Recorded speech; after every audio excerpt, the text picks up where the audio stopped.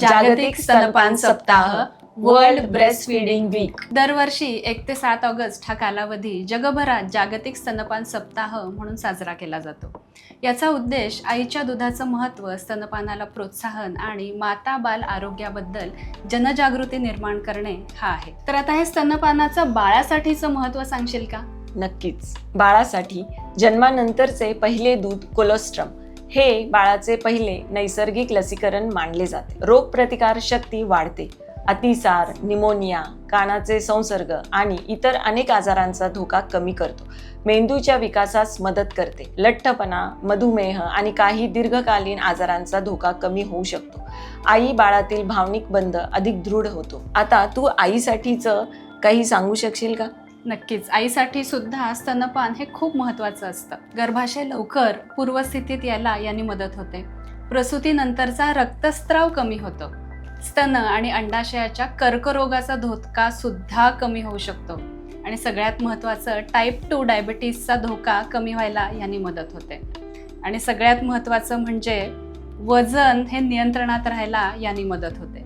आणि यामध्ये सगळ्यात महत्त्वाचं हे असतं की आई आणि बाळाचं जे बॉन्डिंग आहे ते अतिशय चांगल्या प्रकारे डेव्हलप होतं. जसं बाळासाठी आणि आईसाठी महत्त्वाचं आहे, तसंच समाजासाठी सुद्धा हे महत्त्वाचं आहे. पर्यावरणपूरक, स्वच्छ आणि नेहमी उपलब्ध पोषण, कुटुंबाचा वैद्यकीय खर्च कमी होऊ शकतो आणि निरोगी पिढी घडविण्यास हातभारही लागतो. WHO आणि युनिसेफनुसार जन्मानंतर पहिल्या 1 तासात स्तनपान हे सुरू करणं खूप गरजेचं आहे. पहिले 6 महिने फक्त आईचं दूध, एक्सक्लुसिव्ह ब्रेस्ट फीडिंग द्यावे. पाणीही देऊ नये जोपर्यंत वैद्यकीय कारण नसते तोपर्यंत. आणि 6 महिन्यानंतर तुम्ही पूरक आहार हा सुरू करू शकता.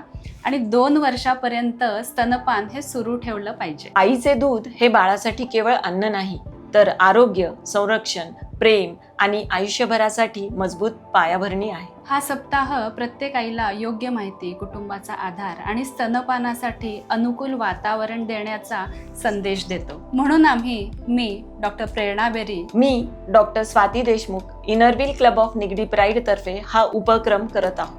ब्रेस्ट फीडिंग किंवा स्तनपानाबद्दल अनेक शंका असतात. कधी सुरू करायचं, किती वेळा करायचं, दूध पुरेसं आहे हे कसं ओळखायचं, लॅच कसा असावा, कॉमन मिथ्स काय आहेत आणि सगळ्यात महत्त्वाचं, आईने सुद्धा आपली स्वतःची काळजी कशी घ्यायची. तर यामध्ये पहिलं दूध हे कधी सुरू करायचं? सुरुवात अगदी पहिल्या तासापासून करूयात. बेबी जन्माला आल्यानंतर ब्रेस्ट फीडिंग कधी सुरू करायला हवं? तर आई आणि बाळ दोघांची मेडिकल कंडिशन स्टेबल असेल तर शक्यतो जन्मानंतर पहिल्या 1 तासात ब्रेस्ट फीडिंग सुरू करणं रेकमेंडेड आहे. म्हणजे तो पहिला तास खूप महत्त्वाचा. हो. Skin to skin contact, early breast फीडिंगमुळे ब्रेस्ट फीडिंग चांगल्या पद्धतीने एस्टॅब्लिश व्हायला ही चांगली मदत होते. आणि इथे एक गोष्ट महत्त्वाची, बाळ जन्माला आलं की लगेच दूध येत नाहीये म्हणून घाबरायचं नाही, कारण लगेच दूध येतच नाही. पण सुरुवातीला समजा बाळाने चांगल्या पद्धतीने निप्पल हे सक केलं किंवा ब्रेस्ट फीडिंग करण्यासाठी जेव्हा प्रयत्न केला तेव्हा दूध लवकर यायला त्यांनी अगदी चांगली मदत होते. एक्झॅक्टली. तर आता इथे अजून एक महत्त्वाचं म्हणजे की पिवळं दूध म्हणजे खराब दूध असतं का बरं? अच्छा, आता एक खूप कॉमन मिथ आहे, पहिलं दूध पिवळसर किंवा घट्ट दिसतं. काही घरांमध्ये अजूनही ऐकायला मिळतं, हे पहिलं दूध काढून टाका, नंतर पांढरं दूध येईल. आणि ही गोष्ट अगदी चुकीची आहे.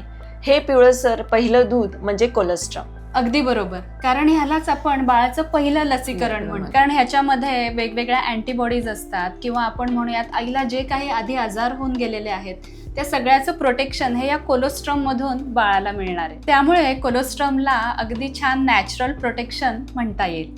म्हणून पहिलं पिवळं दूध फेकायचं नाही. उलट बाळाला ते मिळणं महत्वाचं. फक्त आईचं दूध पुरेसं आहे का? हो, अगदीच. पहिले 6 महिने प्युअर ब्रेस्ट फीडिंग, फक्त स्तनपान, पाणी नाही, कुठलेही बाहेरचे खाद्यपदार्थ नाहीत, कुठलेही ड्रिंक्स नाहीत किंवा जे काही फूड सप्लिमेंट्स मिळतात तेही नाहीत, फक्त 6 महिने ब्रेस्ट फीडिंग. आता पुढचा प्रश्न, मग ब्रेस्ट फीडिंग कसं करायचं? हे खूप महत्त्वाचं आहे, कारण ब्रेस्ट फीडिंगमध्ये पोझिशन सुद्धा महत्त्वाची आहे. म्हणजे बाळाने योग्य प्रकारे पकडणं हे खूप महत्त्वाचं आहे. आणि किती वेळ ब्रेस्ट फीडिंग करायचं हेही महत्त्वाचं आहे. तर बाळाने पकडायचं कसं? तर यामध्ये सगळ्यात महत्त्वाचं, जेव्हा आपण ब्रेस्ट बघतो तेव्हा निपल आणि एक काळा भाग, एरिओला आपण ज्याला म्हणतो, तो असतो. त्यामुळे जेव्हा आपण बाळाला फीड करतोय तेव्हा तो पूर्ण एरिओला हा बाळाच्या तोंडामध्ये गेला पाहिजे.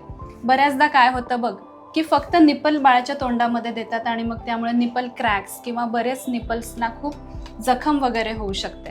त्यामुळे बाळाला फीड करताना निप्पल आणि एरिओला काळा भाग पूर्ण बाळाच्या तोंडामध्ये, बाळ जेव्हा तोंड बंद करतंय तेव्हा फक्त ती एक काळा सर्कल हे दिसलं पाहिजे. मग बाळ अगदी चांगल्या पद्धतीने फीड घेऊ शकतो. त्यानंतर दुसरं महत्त्वाचं, की जेव्हा आपण बाळाला फीड करायला घेतो तेव्हा एक ब्रेस्ट हे पूर्ण पाजून घ्यायचं आहे. कारण सुरुवातीला जेव्हा बाळ सक करतो, ओढायला लागतं, तेव्हा पाण्याचा भाग हा जास्त असतो आणि मग नंतर बाळाचं खरंच पोषण ज्याने होईल असे प्रोटीन्स आणि सगळे न्यूट्रिएंट्स हे नंतरच्या फोर मिल्क आणि हाइंड मिल्क आपण ज्याला म्हणतो ते हाइंड मिल्कमध्ये असतं. त्यामुळे एक ब्रेस्ट पूर्ण रिकामं करा आणि मगच दुसऱ्या ब्रेस्टवर बाळाला शिफ्ट करा. अशा पद्धतीने ब्रेस्ट फीडिंग केल्यामुळे बाळाचं वजन अगदी व्यवस्थित वाढायला मदत होते.